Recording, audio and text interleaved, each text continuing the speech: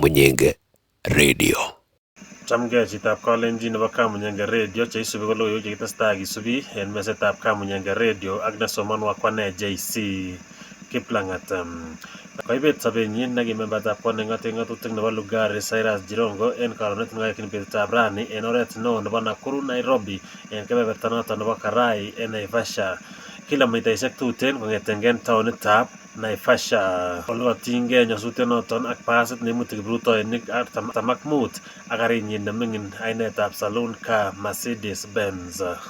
En kenyitab 2002 Cyrus Jirongo kokiik inendet Minister nebo Rural Development en serikalit noton nebo President nekikoru Daniel Arap Moi. Kaiyan imandab ng'alechu enforcement officer en komosta noton nebo Naivasha yekangoitita yoton ak kityo kokerchigei nyasutyonoton.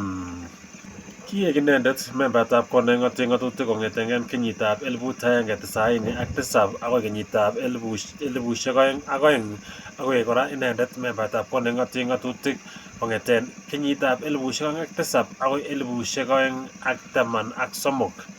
Kenyitab 2022 ko kitonon inendet kosom ng'echeret noton nebo governor en county noton nebo Kakamega angandan manyor inendet, ak kenyitab 2017 ko kitonon inendet kosom ng'echeret noton nebo president angandan manyor inendet. Koyokto logoiyot nebo mutyo governor nebo Kakamega Ken Lusaka ak sirindet neo nebo Koto Francis Atwoli ak itomwan icheket kole koibet icheket kandoindet noton nekotiengei urietab Luya en kebeberta noton nebo Western Nation.